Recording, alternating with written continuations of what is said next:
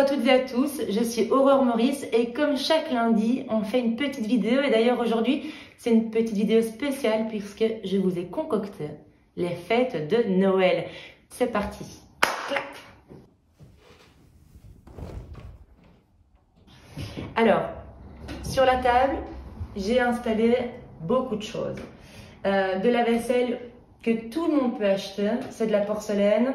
En seconde main, la porcelaine aujourd'hui ne coûte pas très cher et ça permet à tout un chacun de pouvoir déjà accueillir correctement. Je trouve, point de vue personnel, que d'inviter des convives, c'est de leur montrer le respect en y mettant une belle assiette, un beau couvert et surtout des beaux verres. Qui dit art de la table dit les copains, la famille.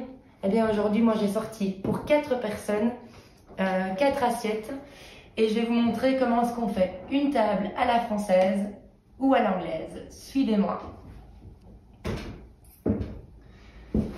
J'ai sorti des armoires, ce que j'avais sous la main et c'est certainement ce que vous avez aussi à la maison, rien de bien compliqué. J'ai installé une assiette de service. C'est une assiette qui va rester là toute la soirée et qui va simplement permettre de donner un peu de couleur dans notre art de la table. Ensuite, une grande assiette. Ça va être l'assiette du plat principal et la petite assiette pour les entrées ou l'assiette à dessert. Elle a 2 subtilités. Certaines personnes invitent sans rien y mettre sur la table. Soit on dispose déjà directement. Les maîtres d'hôtel diront toujours de reculer un petit peu la chaise ou le fauteuil pour pouvoir s'asseoir correctement, avancer l'assiette de service et y mettre 1 à 2 cm entre la table et l'assiette. Moi, je mets toujours 1 pouce. On va prendre les vieilles mesures. 1 pouce, l'assiette qui doit être centrée par rapport à votre fauteuil. Une fois que c'est centré, on y met l'assiette, la plus grande assiette, ensuite la plus petite, une serviette. Après, il y a tellement de choses qu'on peut faire avec une serviette. Est-ce qu'on la pose enroulée, pliée en 4? Est-ce qu'on y fait un petit, je ne sais pas, un petit clin d'œil avec, si vous avez le temps et surtout la créativité, chose que je manque d'ailleurs. Je vais dresser mes couverts. Vous voyez, j'ai mes petits coffrets. Les couverts ici, c'est plutôt la fourchette à gâteau, à dessert, mais on va la mettre pour l'entrée. Ceci, c'est le grand couteau. Je prends les petites cuillères. Ce sera pour le dessert ou le café. Vous trouverez différentes sortes de cuillères. Il y a la cuillère à moka, la cuillère à dessert, la cuillère à café. On s'y retrouvera. On va prendre la première petite cuillère qui vous passe sous la main. Le petit couteau pour les entrées. Là, c'est les couverts à poisson. Les couverts à poisson, comment est-ce qu'on les reconnaît? Vous voyez, ils ont un côté un peu sculpté sur le côté. Ça, c'est une fourchette pour le poisson. Et le couteau à poisson, c'est celui-ci. Donc, si vous servez en entrée ou en plat du poisson, ce sera les couverts qu'on va privilégier. Et vu qu'aujourd'hui, je ne sers pas de poisson, on va mettre des couverts traditionnels. Une fourchette, une grande cuillère. Hop. La grande fourchette. Voilà. Ça, j'enlève. Comment est-ce qu'on place les couverts? Est-ce qu'on fait une table à l'anglaise ou une table à la française? À vous de choisir et vous allez voir que les Anglais, ils ont été beaucoup plus provocateurs puisque c'était dans le goût de mettre en avant la marque de la maison de l'orfèvrerie sur les couverts. Et donc par exemple ici on a Christophe, on le verra très peu mais ça reste Christophe. Et quand on posera le couvert, on fera en sorte qu'on voit la marque. Idem pour la cuillère à soupe. Tout dépendra si vous avez une cuillère pendant votre repas de la soupe et vous allez disposer, si vous n'en avez pas, de cette manière-là.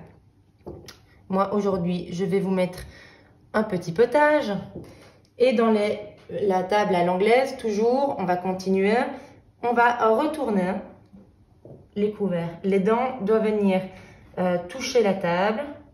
Quand on m'a déjà souvent posé la question, comment est-ce qu'on reconnaît de l'argent massif et du métal argenté?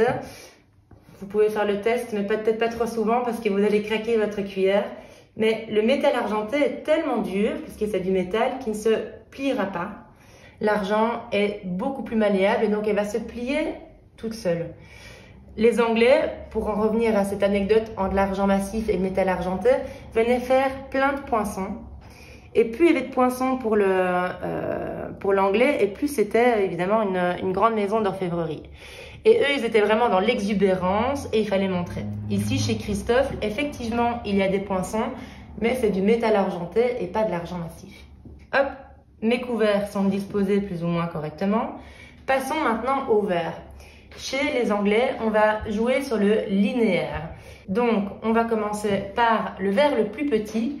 C'est des verres à vin blanc et vous allez voir que ici sur ce service Baccarat, eh bien c'est un service où il ne fallait pas avoir de grande soif parce que aujourd'hui le vin blanc, je pense que il est insuffisant. Voici ça le petit verre à vin blanc, le verre à vin rouge et la flûte. Je ne sais pas si vous êtes plutôt flûte ou coupe. Moi, j'aime beaucoup la coupe parce qu'on n'a de toute façon pas le temps de laisser s'évaporer les bulles. Je trouve que c'est beaucoup plus élégant. D'autres favoriseront la flûte. Moi, ce qu'on va venir les disposer, eh bien, tout simplement, normalement, le verre à vin rouge doit être en alignement avec le grand couteau. La coupe juste en face. Le petit verre ici. Et j'ai proposé des verres, c'est pas vraiment les vrais verres à eau, mais on peut venir le mettre tout simplement à côté. Voilà. Et donc là, on a plus ou moins déjà une table qui est faite avec la petite cuillère à dessert. Elle n'est pas obligatoire, vous pouvez ne pas la mettre. Là, la table, elle est faite. Et on peut faire même un repas au champagne. Une bonne bouteille de vin blanc, une bonne bouteille de rouge, en fonction de ce que vous allez mettre à table. Je privilégie toujours une petite bouteille d'eau pour avoir l'esprit tranquille, pétillante, plate, et puis il n'y a plus qu'à. Ici, on a donc fait une table à l'anglaise. Dans une seconde vidéo, je vous montrerai comment on fait une vraie table à la française. Les Anglais sont beaucoup plus classiques, vous l'aurez vu. Ici, le service, il est de Bavaria, on le voit à l'arrière. Il est disponible à la vente. J'ai donc tout le service complet, thé, café et service à manger. Et donc, c'est de la porcelaine. Le service Christophe, le coquille Vendôme, c'est le modèle Vendôme, est disponible également dans tout son coffret et complet. Et puis, vous avez alors les verres de la série Baccarat, qui sont sérigraphiés, qui sont assez beaux et très chic. Voilà, là, on a la table à l'anglaise, à votre tour, et n'oubliez pas de m'envoyer quelques photos quand même. Je vous souhaite d'excellentes fêtes de fin d'année. N'oubliez pas de faire une belle table et surtout de continuer à le faire même hors des fêtes. Je trouve que c'est tellement important. Tous et dans une seconde vidéo, l'art de la table à la française. À très bientôt.